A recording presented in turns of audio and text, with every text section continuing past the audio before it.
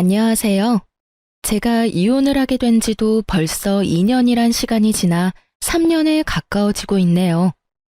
아예 잊었다면 거짓말이겠지만 꽤 오랫동안 떠올리지 않고 있었는데, 최근에 저의 이혼의 결정적인 원인이 되었던 전 시누이를 보게 되었는데, 다시 이혼하던 순간이 떠오르더라고요. 그래서 하소연도 할 겸 해서 사연을 써봅니다. 긴 이야기가 될 수 있지만 한번 들어주시겠어요? 저와 남편의 첫 만남은 황당하기도 했고 웃기기도 했어요. 당시 맛집으로 유명했던 떡볶이집이 있었는데 남편과 전 그곳에서 처음 만났죠. 남편은 남편의 친구와 전 제 친구와 떡볶이집에 방문했고, 친구와 단 한마디의 대화도 없이 떡볶이를 먹는 저에게 남편이 다가오더라고요. 다짜고짜 첫눈에 반했다며 전화번호를 달라고 휴대전화를 내미는데 얼마나 당황스러웠는지 몰라요. 제 입가에 떡볶이 국물이 묻은 것이 다 느껴지는데 그런 모습을 보고도 첫눈에 반했다니. 이 남자도 정상적인 사람은 아니구나 싶더군요. 그러면서도 그 비정상적인 남편의 모습이 꽤 좋더라고요. 나의 추한 모습을 보고도 첫눈에 반했다는 남자. 부담스럽게 느껴지기보단 매력적으로 느껴지더라고요. 그래서 전 입을 가린 채 전화번호를 찍어주었고 연락을 주고받게 되었어요.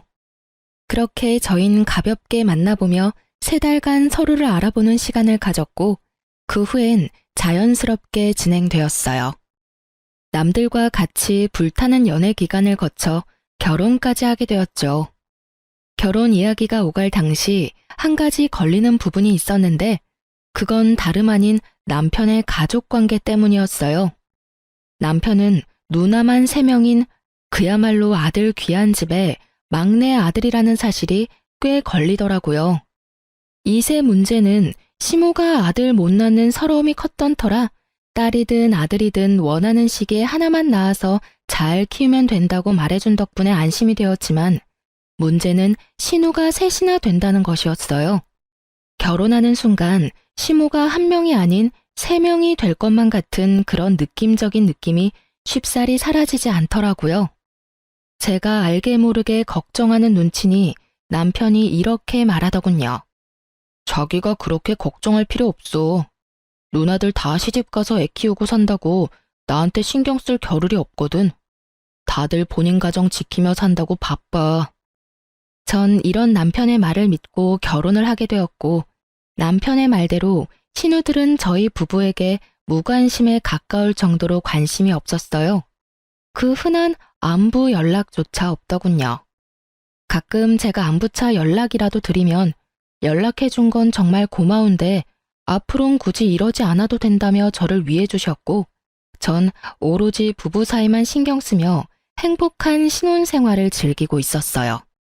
그렇게 행복한 4년이 지나고 잘 사는 줄만 알았던 둘째 시누이가 남편의 외도로 인해 갑작스럽게 이혼하게 되었고 새로운 둥지를 시댁에 틀게 되며 저희의 다툼은 시작되었어요. 이혼하고 돌아온 둘째 시누이는 전혀 다른 인격의 사람이 되어 있었고 그 예민함은 말로 할 수 없는 정도였죠. 가끔 시댁에 가는 날이면 저를 향한 안 입고 온 시선과 함께 어떻게 해서든 트집을 잡고 싶어 안달이 난 사람처럼 꼬투리를 잡기 시작하는데 정말 미칠 지경이었어요. 한날은 남편이 퇴근이 늦어져 예상했던 시간보다 시댁에 늦게 도착하게 되었고 엄연히 제 탓도 아닌데 저를 나무라기 시작하더라고요. 왜 이렇게 늦어? 집안에 제일 어린 것들 때문에 도대체 몇 명이나 밥도 못 먹고 기다리는 거야? 아, 죄송해요.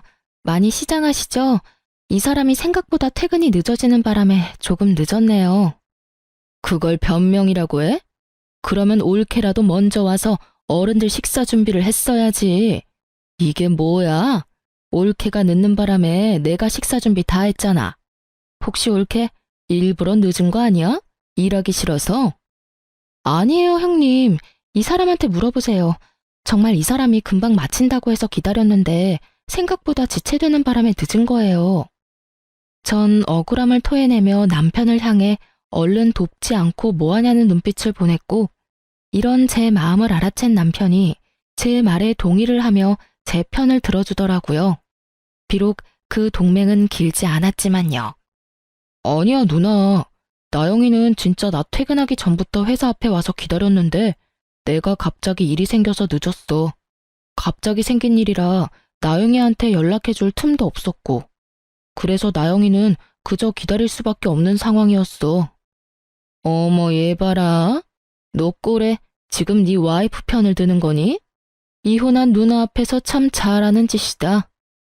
아니, 누나, 그게 아니라 나는 그냥 누나가 오해하고 있길래 우리 상황은 그랬다고 설명해 주는 거야.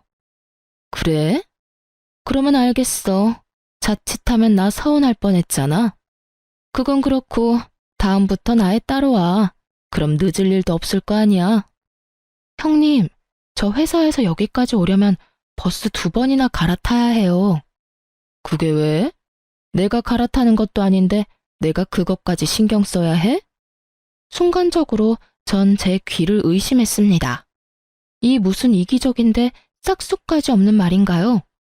이럴 때야말로 남편이 나서 한 소리를 해줘야 하는 타이밍인데 남편 놈은 누나에게 핀잔 한 번 얻어먹었다고 저와 눈도 마주치지 않으며 온몸으로 이 상황을 회피하고 있더군요. 아니, 형님, 무슨 말을 그렇게 섭섭하게 하세요? 내 말이 뭐? 내 말이 틀렸어? 형님 말대로라면 형님이 음식을 하든 말든 제가 하는 것도 아닌데 남편 차 타면 편하게 올 수 있는 시댁을 왜 제가 버스를 2번씩이나 갈아타면서 일찍 와야 해요? 그렇지 않나요? 뭐야? 그야 당연히 올케가 며느리니까 일찍 와서 어른들 식사 준비해야 할 거 아니야. 그렇게 치면 며느리보다 자식이 자기 부모님 먹을 음식 준비해야 하는 게 더 당연한 거 아닌가요? 효도를 해도 며느리보다 자식이 더 해야죠. 뼈를 깎아가며 키워낸 건 며느리가 아니라 자식이잖아요. 시누이는 논리에서 밀린다 싶으니 막무가내로 소리를 지르며 밀어붙이기 시작했고 저 역시 그간 쌓인 게 많았던 터라 물러서지 않고 맞섰어요. 야, 너 말 다 했어? 어디서 말대꾸야 말대꾸가? 야라니, 아무리 감정이 많이 상한 상태라고 해도 말은 좀 가려가면서 하시죠. 왜? 야라고 하면 안 돼? 너 나보다 나이도 어리잖아. 말이 아다르고 어다른 건데 굳이 반말하면서까지 제 기분 상하게 말할 필요는 없다는 말을 한 거예요. 지금 나 가르쳐? 네가 뭔데 나한테 이래라 저래라야? 형님이 다른 사람한텐 그런 식으로 말한다면 저도 상관하지 않죠. 저 하나 먹고 살기도 바빠 죽겠는데 미쳤다고 제가 상관하겠어요? 그런데 지금은 형님이 저한테 그런 말을 했고 제 기분이 나빴으니 충분히 말할 수 있는 상황이죠. 제가 당사자니까요. 한마디도 지지 않고 자신의 누나한테 말대답하는 제 꼴이 보기 싫은 것인지 남편은 버럭 화를 내며 시누이 편을 들더라고요. 당신 지금 누나한테 이게 무슨 말버릇이야? 당장 누나한테 사과하지 못해? 전 너무 황당해 코웃음만 나오더군요. 남편은 저에게 사과를 강요했고 전 그런 남편의 말을 무시한 채 시댁에서 머물 때 쓰는 저희 방으로 들어가 버렸습니다. 뒤이어 남편이 따라 들어오고 자신이 생각해도 너무했다 싶었는지 늘 하던 식상한 멘트를 날리기 시작하더라고요. 당신도 잘 알잖아. 내가 말은 그렇게 해도 당신 편이라는 걸. 요즘 누나가 상황이 그렇다 보니까 좀 많이 예민해. 당신도 알다시피 누나가 원래 그런 사람은 아니었잖아. 그러니까 당신이 조금만 이해해줘. 이 시기만 지나면 곧 괜찮아질 거야. 응? 남편의 말을 듣고 있자니 짜증이 확 솟구치더군요. 그런 게 어디 있어? 형님은 원래 그런 사람이 아닌 게 아니라 애초에 그런 사람이기에 지금 저렇게 행동하는 거야. 알겠어? 그리고 내가 처음부터 이랬어? 나도 처음엔 형님 잘 대해주려고 애썼어. 그런데 나만 애쓰면 뭐해? 상대방은 나랑 잘 지낼 생각조차 없어 보이는데. 내가 무슨 형님 봉이야? 형님 샌드백이야? 왜 애꿎은 나한테 화풀이를 하시냐 이 말이야. 전 그렇게 적나라하게 시누이에 대한 불만을 표했고 남편은 누나에 대한 험담 섞인 사실을 받아들이고 싶지 않았는지 기분 상한 티를 팍팍 내더라고요. 기분 상할 수도 있다고 생각했어요. 왜 그런 거 있잖아요. 내 가족 나는 욕해도 다른 사람이 욕하는 건 싫은 기분. 하지만 이젠 저도 가족 아닌가요? 남편이 시댁보다 더 보살펴야 할 가족은 이제 저잖아요. 시누이도 시누이지만 남편에 대한 실망감과 서운함이 더 커지더군요. 남편 역시 저에 대한 실망감이 컸는지 감정을 숨기지 않았고, 생각해보면 그때부터 남편은 저와 눈도 마주치지 않으며 거리를 두기 시작했던 것 같아요. 그러면서 제 편을 들지 않는 치졸한 방법으로 저에게 복수를 하기 시작하는데, 시댁에 갈 때면 늘 혼자인 기분이 들더군요. 거기에다 임신에 대해선 어떤 간섭도 하지 않겠다던 시모는 보란듯이 압박을 하기 시작하더군요. 예, 너희 결혼한 지가 벌써 4년이 지나간다. 이쯤 되면 너희도 아기 소식 들릴 때가 되지 않았니? 아, 그렇긴 한데 그게 생각보다 쉽진 않네요. 내가 웬만하면 이런 말까지 하지 않으려고 했는데 우리 둘째가 하는 말이 이렇게까지 자연 임신이 안 되면 문제가 있는 거라고 하던데 혹시 검사라도 해봤니? 시모가 말하는 둘째는 시누이가 확실했고 갑자기 왜 이런 말을 하나 싶었더니 시누이의 입김이 작용한 것이 분명해 보이더군요. 누구의 입김이 작용했든 늦어지는 것은 맞는 말이기에 참고 넘어가려고 했는데 시모는 임신이 되지 않는 것을 오로지 저의 탓으로만 돌리고 있더라고요. 아니요, 그렇지 않아도 남편이랑 이야기해봤는데 이번 달은 바빠서 안 되고 다음 달쯤에 같이 병원 가보기로 했어요. 뭐? 우리 아들이 병원을 왜 가니? 우리 아들은 문제없어 얘. 둘째 이야기 들어보니까 그런 건 여자 쪽에 문제가 있을 가능성이 높다고 하더라. 괜히 바쁜 애 괴롭히지 말고 가려거든 혼자 가. 알겠니? 참 할 말이 없더라고요. 시누이가 의사도 아니고 그런 쪽으론 책 한 장 본 적 없는 백수인데 그 말을 왜 그리도 신뢰하는 것인지 알 순 없었지만 입 대봤자 말만 길어질 것 같아 그냥 웃으며 저희가 알아서 한다고 해버리곤 자리를 피해버렸어요. 상황이 이렇게 되자 전 스트레스가 극에 달했고 시댁만 피할 수 있다면 북극이든 남극이든 어디든 도망가고 싶은 심정이었어요. 하지만 저의 이런 바람과는 달리 시누이들이 정한 가족 모임의 날은 다가왔고 전 하는 수 없이 시댁으로 향했어요. 원래 계획대로라면 외식을 하기로 했었지만 고등학생인 첫째, 셋째 형님의 자녀들이 시험 기간에 맞물리며 자식 뒷바라지를 해야 한다며 모임에 오지 못하게 되었고 일이 그렇게 되자 문제의 둘째 시누이가 그냥 집에서 밥이나 먹자고 해버린 것이었죠. 자신이 할 것도 아니면서 집에서 하자는 시누이도 미웠지만 생각지도 않고 알겠다고 답하는 남편놈이 더 미웠습니다. 그렇게 전 시댁에 도착했고 시누이는 저를 또 괴롭힐 요량으로 외출도 하지 않고 저를 기다리고 있더군요. 이미 그땐 시누이와의 사이가 틀어질 대로 틀어진 터라 간단한 인사만 하고선 주방으로 향했어요. 앞치마를 메고 요리를 시작하는데 잠이 쏟아지더군요. 그때 전 회사를 그만두고 아동복 가게를 창업하기 위해 밤낮 없이 이리저리 알아보고 다니느라 잠자는 1분의 시간도 아까웠던 시기였기에 그날 역시 잠이 너무 부족했어요. 그렇게 저도 모르게 하품이 나와버렸고 그 모습을 본 시누이가 마스크를 챙겨오더니 저에게 확 던지며 저를 쥐잡듯이 잡기 시작하더군요. 이거 끼고 해. 그렇게 입 벌리고 하다가 침이라도 흐르면 어쩔 거야?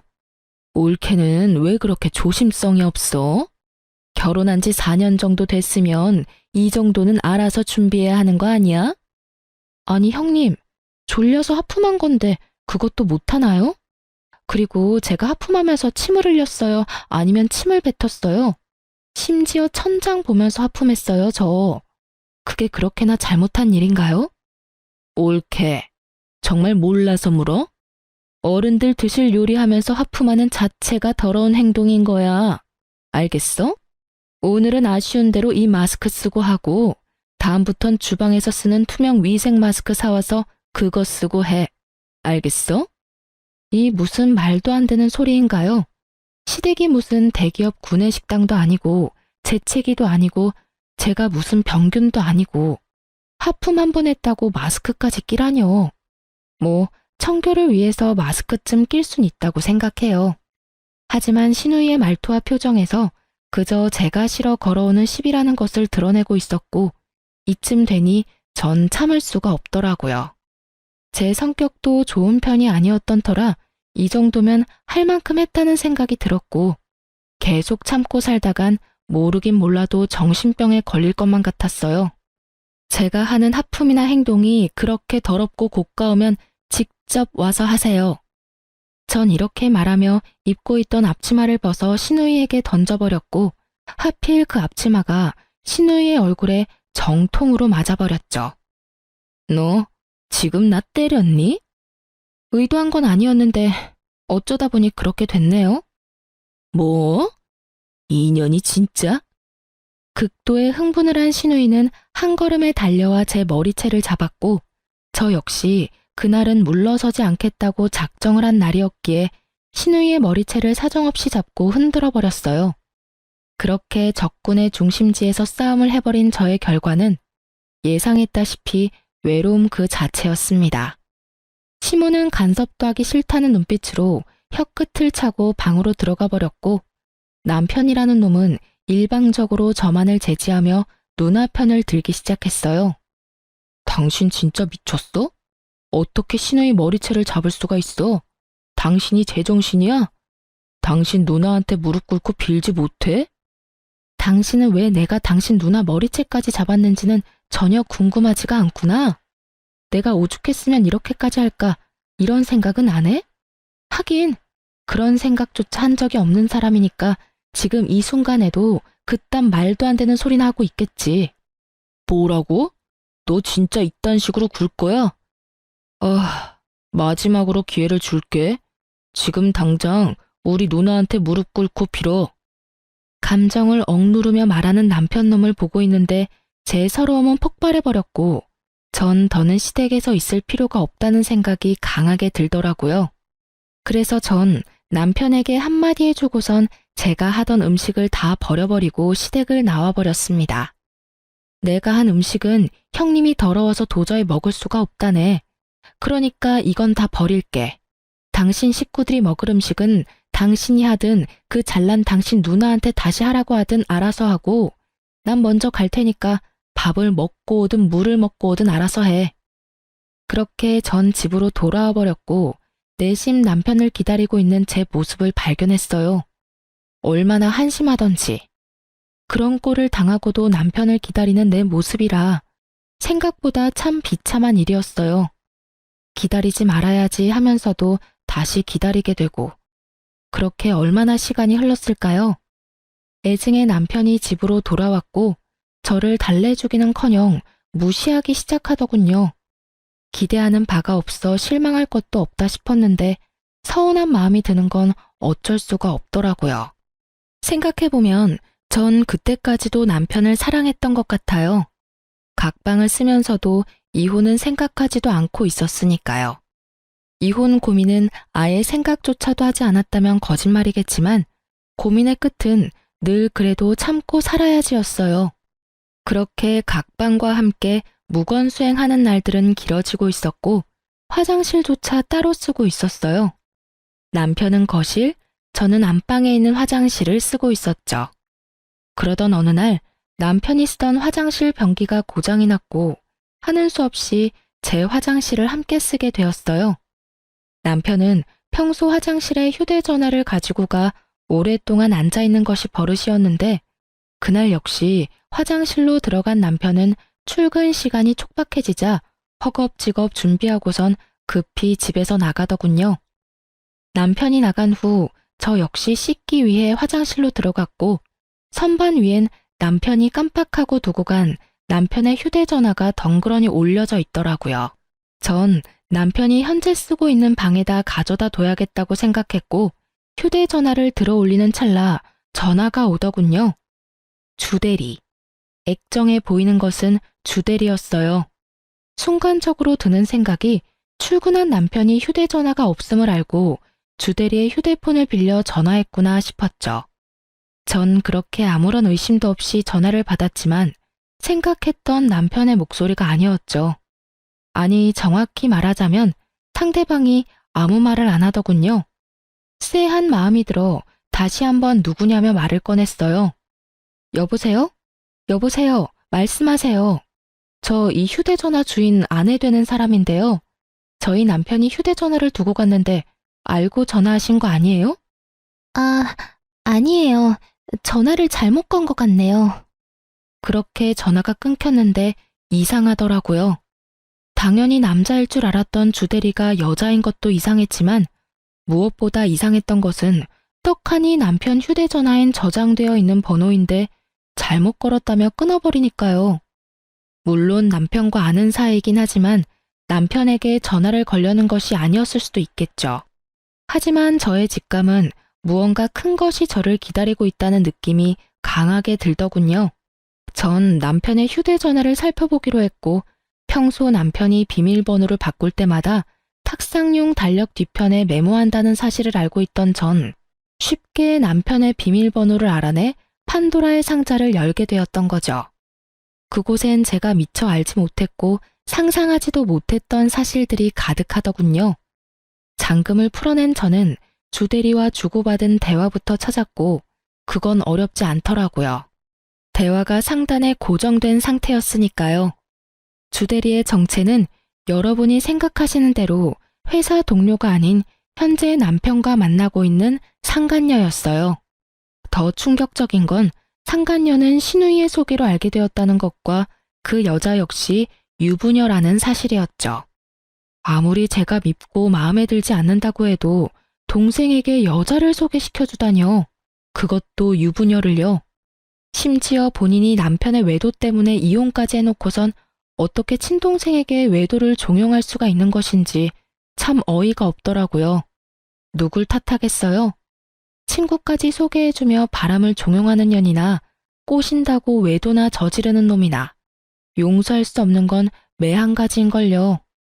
전 두 사람 다 절대로 용서할 마음이 없었고 저의 이런 굳은 심지를 더욱 굳건하게 만들어주는 메시지를 발견하게 되었어요. 그건 바로 신우이와 남편이 주고받은 메시지였는데 거기엔 신우이의 이런 말이 있더라고요. 너도 내 친구 만나면서 스트레스 좀 풀고 살아. 옳게 하는 꼴을 보니 너 숨도 못 쉬고 살 것 같더라. 내가 우리 동생 숨 쉴 틈 만들어주는 거야. 알겠어? 이런 누나가 어디 있니? 내가 생각해도 난 정말 세상에 둘도 없는 누나야. 네, 세상에 둘도 없긴 하겠더라고요. 자신이 남의 인생을 망치고 있다는 사실을 전혀 알지 못하는 신우이는 스스로에게 아낌없는 찬사를 보내고 있더라고요. 전 그렇게 괜찮다는 여자의 얼굴이 궁금했고 사진첩도 살펴보게 되었죠. 사진은 없을 수도 있겠다 생각했는데 친절한 남편놈이 상간녀의 폴더까지 따로 만들어 사진들을 모아놨더라고요. 거기엔 상간녀와 함께 찍은 사진들로 가득했고 상간녀의 독사진 중엔 가운을 입은 사진이 있었는데 그 사진을 통해 상간녀가 한의사라는 사실을 알게 되었어요. 유니폼에 적힌 상호로 검색을 해보니 운이 좋게도 그 한의원은 부부가 운영하는 한의원이더라고요. 얼마나 기쁘던지. 전 모든 증거를 사진으로 남겼고 이혼을 위한 준비를 시작했습니다. 일단 하루 날을 잡고 친정으로 가 모든 사실을 미리 부모님께 말씀드렸어요. 신우이가 이혼하게 된 후 어떤 일들이 있었고 저 역시 행동을 어떻게 했는지, 그래서 현재 상황은 어떠한지, 그렇기에 앞으로 어떻게 할지에 대해 부모님께서 최대한 충격을 받지 않으시게 설명을 해드렸고 엄마는 이런 말씀을 해주셨어요. 우리 딸 그동안 많이 힘들었겠네. 엄마랑 아빠는 상황이 어찌 되었든 간에 네 뜻을 존중해. 말이야 바른 말이라고 네 인생 네가 살지 우리가 살아주는 건 아니잖아. 그러니까 우린 신경 쓰지 말고 네 뜻대로 해. 네가 하고 싶은 대로 하면 엄마랑 아빠는 네 뒤에서 아낌없이 응원해 줄게. 알겠지? 고마워 엄마. 그리고 아빠. 이혼을 결정하고 난 뒤 가장 걱정스러웠던 건 부모님의 반응이었는데 그것이 잘 해결되고 나니 거침이 없어지더라고요. 전 바로 다음날 한의원으로 찾아갔어요. 그날은 상간녀는 쉬고 그 남편만 진료를 보는 날이었고 전 저의 진료 순서가 마지막이 될 수 있게 마지막 진료 시간에 맞춰서 병원에 방문했습니다. 계획대로 전 마지막 환자로 진료실에 들어가게 되었고 드디어 상간녀의 남편을 마주할 수 있었어요. 상간녀의 남편은 친절하게 저의 상태를 물어왔고 전 외도 증거들을 내밀며 이렇게 말했어요. 어디가 불편하셔서 오셨을까요? 제가 요즘 이것들 때문에 화병이 날 것만 같아서 찾아왔어요. 한번 봐주시겠어요? 제가 내민 증거들을 살펴보던 상간녀의 남편은 굳은 표정으로 저에게 묻더라고요. 상황이 좋진 않네요. 그렇죠? 거기다가 두 사람이 어떻게 만나게 된 줄 아세요?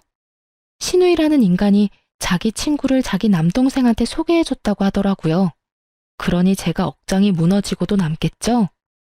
요즘 외도 중인 남편 눈만 생각하면 잠도 안 오고 계속 화만 나고 이러다 제 명에는 못 살 것만 같아서 찾아오게 됐어요. 그래서 제가 어떻게 하면 될까요? 저를 좀 도와주셨으면 좋겠어요. 어떻게 도와드리면 될까요? 도와주실 건가요? 네, 얼마든지요. 살펴보니 돕는다는 표현보단 함께한다는 표현이 더 맞는 것 같긴 하지만요. 그러면 지금 바로 저랑 어디 좀 가실 수 있을까요? 전문 용어로 현장 급습이라는 걸 해보려고요. 저의 제안에 상간녀의 남편은 말없이 고개를 끄덕이며 가운을 벗더라고요. 그렇게 저흰 남편과 상간녀가 있는 곳으로 향했어요. 모든 사실을 알게 된 날, 전 휴대전화에 위치 추적 앱을 하나 깔았었어요. 그리곤 혹시 모르는 상황을 대비해 앱 숨김 기능을 이용해 숨겨두었던 거죠. 상상도 못했겠죠. 제가 자신의 휴대전화를 봤다는 사실도 몰래 앱을 깔아놨다는 사실도요. 이러한 사실을 알지 못하는 남편은 신나게 여러 장소를 오가더군요. 드디어 남편의 위치가 한 곳에 멈추고 저와 상간녀의 남편은 앱이 알려주는 곳으로 향했고 앱의 정확도가 떨어져 그 주변을 맴돌기 시작했어요. 그러던 와중 남편의 차를 발견하게 되었고 그곳에서 남편을 발견하게 되었습니다. 남편은 고급 레스토랑에 있었는데 옆자리엔 상간녀가 앞자리엔 신우이가 자리하고 있더군요. 어쩜 그렇게 화기애애하게 모여있을 수가 있는지 그 모습을 보는데 화는커녕 허탈하더라고요. 저라고 처음부터 신우이에게 그렇게 막대먹게 군 건 아니었어요. 처음 신우이가 이혼하고 돌아왔을 땐 저도 신우이에게 살갑게 굴며 잘 대해주려고 했었어요. 안쓰럽기도 했던 것 같아요.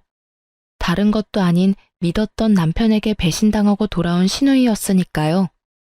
같은 여자로서 그리고 가족으로서 한 사람을 진심으로 보듬어 주려고 애썼었는데 그런 저의 마음을 짓밟고 막대했던 건 다름 아닌 신우이였습니다. 저에겐 그렇게 상식이란 없는 사람처럼 막대하더니 그곳에 웃고 있는 모습을 보는데 참 허탈하더군요. 남편의 미소도 마찬가지였었고요. 그런 저와는 달리 상간녀의 남편은 더욱 굳은 표정을 하며 그 인간들에게 다가가고 있더군요. 저도 그 뒤를 따랐고 아무것도 모르는 상간녀와 제 남편은 신우의 시선에도 아랑곳하지 않고 서로 음식을 먹여주며 손을 잡고 있더군요. 테이블에 가까워지자 저희를 먼저 발견한 신우이가 두 사람에게 빨리 떨어지라는 사인을 보내는 듯 했지만 눈치를 사이좋게 쌈 싸먹은 남편과 상간녀는 계속해서 애정행각을 벌이더라고요. 이윽고 저희가 테이블 앞에 섰을 때 놀란 상간녀가 남편의 손길을 뿌리치며 그 자리에서 벌떡 일어섰지만 이미 늦은 일이었죠. 이미 걸어오며 볼 꼴 못 볼 꼴을 다 본 후였으니까요. 자리에서 일어난 상간녀는 신우이를 손가락으로 가리키며 자기 남편을 향해 변명 섞인 설명을 하기 시작하더라고요. 그게 여보, 이게 어떻게 된 일이냐면 당신도 내 친구 알지? 얘가 내 친구인데 남동생이랑 저녁을 먹고 있다길래 친구도 볼 겸 혼자 먹기 싫기도 해서 겸사겸사 합석해서 먹고 있었어. 정말이야. 뭐 어느 정도는 맞는 말이긴 하더군요. 두 사람이 남매 사이가 맞긴 하니까요. 상간녀의 되지도 않는 변명을 듣던 상간녀의 남편은 낮게 깔린 목소리로 말했어요. 넌 내가 병신으로 보이니? 뻔뻔하게 거짓말 좀 그만해. 서로 음식도 먹여주고 손도 주물럭거리면서 좋아 죽는 거 내가 다 봤어. 난 당신이 그런 식으로도 웃을 수 있는 사람인 건 또 몰랐네. 그렇게 행복했으면 진작 말하지 그랬어. 그러면 내가 미련 없이 놔줬을 텐데 말이야. 낮게 깔려 감정도 없는 그 목소리가 더욱 무섭게 느껴지더라고요. 상간녀 역시 그러했는지 그 자리에서 무릎을 꿇더니 애원하기 시작하더군요. 아니야, 여보. 왜 그렇게 무서운 말을 해? 난 당신밖에 없어. 난 당신 옆에 있어야 비로소 행복하다는 거 당신이 더 잘 알잖아. 글쎄, 나도 그런 줄 알고 살았는데 오늘 내가 보고 들은 건 내가 이때껏 알았던 사실과는 좀 상반되더라고. 뭘 보고 뭘 들었든 내가 다 설명할 수 있어. 정말이야, 여보. 제발 내 말 좀 들어줘. 나한테 한 번만 더 기회를 줘. 아니, 아니야. 대화할 필요도 없고 기회를 줄 생각도 없어. 그냥 그 남자랑 살아. 그게 나를 위한 일이니까. 깔끔하게 이혼하고 한의원에도 출근하지 마. 어차피 당신 환자라고 해봤자 얼마 되지도 않는데 쉬면감 잃을까봐 굳이 진료 보라고 한 거였으니까 이왕 이렇게 된 김에 그 좋아 죽는 남자랑 사랑놀이나 하면서 푹 쉬어. 짐은 다 싸서 친정으로 보내줄 테니까 집에도 올 필요 없어. 그럼 가볼게. 상간녀의 남편은 하고 싶은 말은 다 한 듯 저에게 연락한다는 말을 남기고 자리를 떠버렸고 상간녀 역시 남편의 뒤를 따라 나가더라고요. 남편은 그제야 저에게 무릎을 꿇고 빌기 시작하더군요. 여보, 내가 잘못했어. 내가 미쳤었나 봐. 처음엔 그냥 친한 누나 동생으로 지냈는데 그게 어쩌다 보니 이렇게 됐어. 그게 정말 실수야. 남편이라고 무슨 할 말이 있겠어요? 그냥 분위기상 빌기는 해야겠고 변명이라는 것도 해야 하니 아무 말이나 짓거린다는 느낌밖에 들지 않더라고요. 그렇지 않아도 이 상황이 유쾌하지 않은데 더 유쾌하지 않은 말이 신우이의 입을 통해 나오기 시작하더라고요. 넌 무슨 큰 죄를 지었다고 무릎까지 꿇어? 네가 잘못한 게 뭐 있다고? 잘못은 너보다 올케한테 있지. 그렇지 않아, 올케? 입으로 뱉는다고 다 말이 아닐 텐데 이것도 말이라고 짓거리는 신우이를 보고 있는데 참 기가 막히더군요. 계속 해보세요. 어디까지 헛소리 하나 드러나 보게요. 말이나 바른 말이라고. 그렇잖아. 올케가 내 동생 키를 얼마나 죽였어? 뻑하면 눈치 주고 잔소리하고. 그것뿐이야? 시댁하고 잘 지내보려는 노력도 하지 않고 말대꾸나 꼬박꼬박 하지를 않나? 신우이 머리채를 잡지 않나? 올케가 그딴 식으로 구니까 얘가 바람을 안 피우고 배기겠어? 아, 그런가요? 그래. 그리고 이제 와서 하는 말인데 애초에 두 사람 어울리진 않았지. 우리 동생은 좋은 대학 졸업해서 대기업 다니고 있는데 지금 올케는 뭐 백수잖아. 남편 돈 받아서 편하게 사는 백수. 동생아, 이참에 그냥 이혼해. 일도 이렇게 됐고 너 어차피 올케하고 잘 살긴 글렀어. 깔끔하게 이혼하고 내 친구랑 연애나 하면서 살아. 한의사, 얼마나 좋아? 연애까지 하다가 결혼까지 하면 더할 나위 없이 좋고. 저도요, 좋은 대학에 좋은 회사 다녔어요. 비록 지금은 꿈을 위해 회사를 그만두고 창업을 알아보고 있긴 하지만 생활비도 빠지지 않고 내고 있고요. 물론 창업 준비도 제가 이제껏 모은 돈으로 하고 있어요. 그런데 제가 왜 시댁에 빌붙어 살면서 일도 하지 않고 생활비조차 내지 않는 신우이에게 이딴 말이나 들어야 하는지 모르겠더군요. 어디까지 하나 들어보려고 했는데 할 수 있는 헛소리는 다 들은 것 같고 참고 더 들어줄 수도 없었기에 저 역시 참았던 말을 쏟아내 주었어요. 정말 궁금해서 물어보는 건데 형님도 남편 기죽이고 눈치 주고 해서 형님 남편이 바람 피웠어요? 그래서 이혼까지 당했고요. 뭐야? 너 말 다 했어? 다 했겠냐? 아직 한참 남았으니까 할 말 있으면 그때 해. 이혼당하고 친정에 빌붙어서 살면 조용히나 살지 이게 무슨 짓일까? 아무리 생각해도 내가 이해가 안 돼서 그래. 동생이 바람 피운다고 해도 말려야 할 판국에 여자를 소개해줘? 바람 피우라고 부추겨? 참 대단하다 대단해. 야, 너 진짜 내가 가만 안 둬? 나는 뭐 널 가만두고 싶어서 가만히 있는 줄 알아? 그 입으로 나오는 한마디 한마디가 워낙 다 개차반이라 내가 대꾸할 가치를 못 느껴서 가만히 있었어. 그런데 하는 짓도 쓰레기이니 내가 널 어떻게 해야 할지 모르겠다니까? 야! 고함을 지르며 금방이라도 저에게 달려들려는 신우이에게 전 상간녀가 먹던 와인을 그대로 뿌려버렸습니다. 남편 놈은 아무 말도 하지 않고 그저 바라만 보고 있었고 전 그런 남편 놈의 머리 위로 상간녀와 먹던 음식들을 부어버렸어요. 두 사람 다 제가 이 정도까지 할 거라 예상을 못했는지 어버버하며 와인과 음식을 닦아내기 바쁘더라고요. 쓰레기 같은 인간한테 딱 어울리는 꼴이다. 당신 이게 무슨 짓이야? 이 정도면 양호한 줄 알아. 오물을 확 부어버리고 싶은 걸 겨우 참았어. 너 아까 그 여자랑 아주 죽고 못 살더라? 한의사가 그렇게 좋았어? 사랑한다, 너밖에 없다고 난리를 부리더니 이제 와서 나한테 왜 무릎까지 꿇고 그래? 뭐? 실수? 넌 실수라는 단어의 뜻을 모르니? 그게... 내가 미안해. 내가 정신이 나갔었나 봐. 남편은 다 기어들어가는 목소리로 고개를 숙였고 신우이는 와인을 다 닦아냈는지 저를 죽일 듯이 노려보고 있더라고요.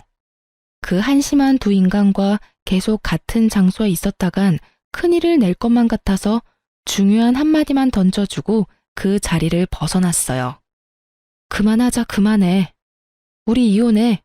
집은 한동안 내가 지낼 테니까 너는 네 누나랑 같이 가.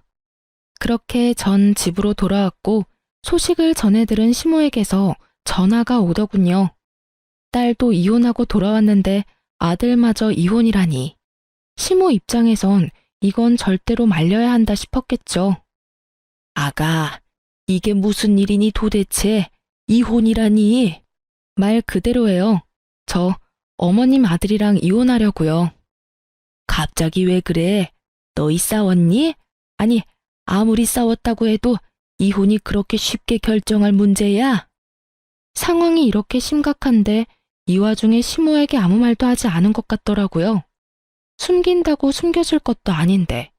그래서 전 있는 사실 그대로 시모에게 알려줬어요. 그냥 싸워서 헤어진 게 아니고요. 남편이 바람 피워서 이혼하고 돌아온 어머님 딸이 충격이 컸는지 자기 친구를 어머님 아들한테 소개해줬더라고요. 뭐라고? 그게 사실이야? 놀랍게도 사실이에요. 자기도 이혼했으니 동생도 이혼하길 바랬나 보죠 뭐. 동생한테 여자나 붙여주는 누나나 조강지쳐 내팽개치고 바람이나 피우는 동생이나 둘 다 참 생각도 없고 어이도 없고 상식도 없던데요. 그러니까 저한테 전화해서 이러지 말고 어머님 자식들이나 볶으세요. 전 이혼 준비로 바빠서요. 그럼 들어가세요. 모든 사실을 안 시댁에서 내심 두 사람을 쫓아내주길 바랬는데 두 사람이 그 모양 그 꼴인 건 이유가 있지 않겠어요? 모든 사실을 분명 다 알았을 텐데 시부에게선 이렇게 문자가 왔더라고요. 이야기 다 들었다. 내 이야기를 들어보니 우리 애들 탓만 아닌 것 같더구나. 자고로 집안에서 여자가 남편 내조를 잘해야 하고 시댁과의 관계에서도 여자가 잘했어야지.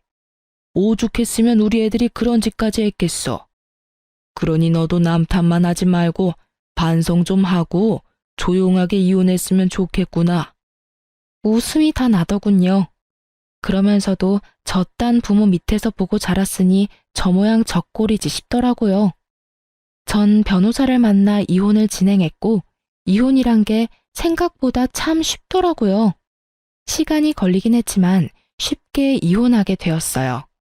상간녀 때문인지 남편은 이혼 이야기를 꺼낸 저보다 이혼을 서둘렀고, 제가 이혼 당시 원했던 공동명의 집도 신우이에게 청구했던 위자료도 비교적 깔끔하게 받고 끝낼 수 있었어요. 상간녀 소송도 함께 진행했고, 소송 역시 제가 원하는 방향으로 끝이 났어요. 전 남편은 저와 이혼만 하면 꽃길을 걸을 수 있다고 생각했는지 법원에서 만난 전 남편의 얼굴엔 웃음꽃이 피었더군요. 상간녀도 이혼할 것이 분명하고 한의사니 돈도 꽤 있을 거라 생각했을 테니까요. 그 아니란 생각이 얼마나 웃기던지 저 역시 웃음으로 맞대응해줬네요. 밝게 웃는 제 모습에 기분이 뒤틀린 전 남편은 괜한 시비를 걸어오더라고요. 고맙다. 이혼하자고 해줘서. 덕분에 난 한의사 남편 되게 생겼네. 너도 알지?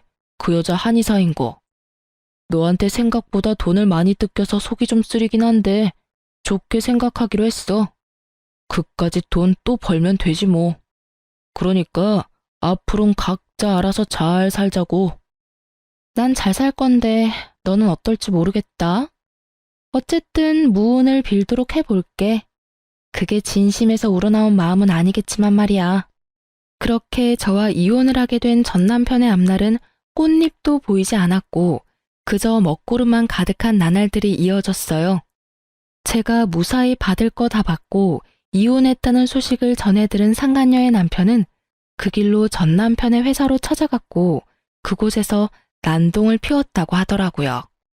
그 얌전하고 차분해 보이는 사람이 난동이라니. 쉽게 상상되진 않았지만 제대로 난동을 피운 건 맞는 것 같더라고요. 그 덕에 전 남편의 회사에 유부녀와의 외도로 이혼당한 사실이 알려져 진급도 물거품이 되고 권고사직 이야기도 오가고 있다고 하니 말이에요. 거기에다 전 남편이 믿고 있던 상간녀는 알고 보니 내세울 것은 한의사라는 것 하나뿐인 찢어지게 가난한 집 딸이라고 하더라고요. 그러거나 말거나 전 남편은 이혼하며 한몫 크게 떼 나올 수 있을 거라고 큰 꿈에 젖어 있는 것 같은데 그건 그야말로 꿈과 같은 것이었죠. 가난한 집 딸은 시집을 갈 때 맨몸으로 시집을 가게 되었고 그런 상간녀를 너무 사랑한 상간녀의 남편이 집안의 반대에도 불구하고 결혼을 진행했다고 하더군요. 1년도 채 되지 않는 짧은 결혼 생활에 나눌 수 있는 재산은 없었고 상간녀가 누리고 있던 집, 차, 심지어 한의원까지 전부 남편의 명의였기에 상간녀는 그야말로 한의사라는 타이틀 하나만을 가지고 맨몸으로 이혼을 당했다고 하더라고요. 그나마 있던 돈도 저에게 위자료로 주었으니 알거지나 마찬가지였죠. 이제 남은 건 한의사라는 타이틀이었는데 그마저도 쓸모없게 돼버렸지 뭐예요? 그 업계에 상간녀의 전 남편이 이혼했다는 소식과 함께 상간녀가 얼마나 추악한 짓을 하고 돌아다녀 이혼당하게 되었는지까지 소문이 다 나버렸다고 하니까요. 아마 한동안 취업은 어려울 것이라고 하더군요. 남편도 상간녀도 가진 것이 없으니 개업은 더욱 힘든 일이겠죠? 전 준비하던 아동복 매장을 개업해서 잘 지내고 있어요. 운 좋게도 맘카페에 소문이 좋게 나서 매출이 꾸준하게 상승하고 있어요. 사연 처음에 말씀드렸다시피 전 신우이를 마주하게 된 것은 이 아동복 매장이었는데요. 글쎄 전 신우이가 아이 옷을 사러 왔더라고요. 제가 알기론 전 신우이의 아이는 아동복을 입을 나이가 아닐 뿐더러 자기 배 아파서 낳은 자식도 버리고 이혼한 여자가 애 옷을 살 리가 없을 텐데 이상했어요. 혹시 제가 매장을 열었다는 소식을 듣고 난동을 부리러 왔나 생각하던 찰나 전 신우이의 일행을 발견하게 됐어요. 그 일행의 정체가 누구냐면 말이죠. 놀라지 마세요. 글쎄 전 신우이의 신우이들이더라고요. 그것도 3명이요. 얼마나 웃었는지 몰라요. 저를 그렇게나 죽으라고 괴롭히더니 꼴에 재혼한 집이 신우이가 3명인 집이라니. 운명이란 게 참 얄궂지 않나요? 어쨌든 전 신우이의 그 당당하다 못해 짝수 없는 모습은 온데간데 없고 시누이들에게 모진 핍박과 홀대를 당하고 있더라고요. 얼마나 혹독한지 순간 불쌍하다는 생각이 들 뻔했지 뭐예요? 저를 발견한 전 시누이는 애써 저를 회피했지만 전 일부러 그 근처로 가 옷을 골라주기도 하며 전 시누이 곁을 떠나지 않았어요. 살펴보니 짐이 꽤 많던데 그조차도 전 시누이 손에 다 들려있더라고요. 옳게 똑바로 좀 들어. 혹시나 해서 하는 말인데 바닥에 내려놓을 생각도 하지 마. 그거 다 비싼 거야. 올케가 변상할 수 있는 그런 가격대가 아니라고. 그러니까 언니, 내 짐도 잘 챙기고 있죠? 그 화장품 자칫하면 망가진다고요. 혹시나 망가지면 난 가족이고 뭐고 없어요? 언니가 다 물어내야 한다고요. 아 맞다, 올케. 식당 예약은 했지? 거기 예약 안 하면 자리도 없어. 오늘은 꼭 스시 먹고 싶은데. 했지? 아, 형님, 그게 제가 깜빡했어요. 어떻게 하죠? 그걸 나한테 물으면 어떡해. 내가 분명 잊지 말고 예약하라고 했잖아. 올케는 머리가 나빠? 아니, 아무리 머리가 나쁘다고 해도 그 쉬운 일도 못하면 어떡해? 아, 정말 짜증나. 꼴도 보기 싫으니까 떨어져서 따라와. 그러게, 내가 격 떨어지는 애랑 결혼하면 안 된다고 그렇게 말렸는데 초혼도 아니고 이혼이요 뭐가 좋다고 결혼까지 해서는 아 짜증나. 떨어지라니까. 내 말 안 들려? 죄송해요, 형님. 그렇게 전 시누이는 구석진 곳으로 가 고개를 숙이고 있더라고요. 정말 그 모습을 보는데 제가 사람을 착각했나 하는 생각마저 들더군요. 새 여자는 쇼핑을 마쳤는지 계산대 앞으로 왔고 저는 저희 가게에서 제일 잘 나가는 양말과 손수건을 챙겨주며 새 여자에게 이렇게 말했어요. 여러모로 고생이 많으시네요. 앞으로도 수고해주세요. 화이팅입니다. 시집살이 시키는 것도 고생이 많고 앞으로도 잘 부탁한다는 뜻이었어요. 제 말에 의아해하던 새 여자는 의아함도 잠시 저에게 친절하다면서 칭찬을 하며 감사하단 말을 전한 후 선물을 챙겨 나가더군요. 그 뒤를 대역 죄인처럼 쫓아가는 전 시누이의 뒷모습을 보고 있는데 정말 10년 묵은 채증이 내려가는 기분이더라고요. 모든 사실이 밝혀지고 난 후에도 미안하단 사과도 한마디 없이 당당한 전 시누이의 모습에 우라가 치밀어 올랐는데 그 우라가 한 방에 쑥 하고 내려가더군요. 그렇게 떠난 전 시누이는 다시 가게를 찾아오거나 하는 그런 일은 없었어요. 그 성정에 반성이라는 걸 했을 리는 없고 그딴 꼴을 보였으니 부끄럽기도 했겠죠. 전 요즘 바쁘게 살고 있어요. 오직 오프라인으로만 진행하고 있던 일을 이제 온라인 스토어도 함께 진행해 볼 예정이에요. 여기저기 살펴보니까 라이브 방송도 많이들 하시는 것 같아 시간 날 때마다 공부하고 있답니다. 제가 열심히 하는 만큼 결과가 따라와 주겠죠? 바쁘긴 하지만 하루하루가 참 보람차고 행복하네요. 이로써 저의 긴 사연도 끝이 났어요. 긴 사연 들어주신 여러분 감사합니다.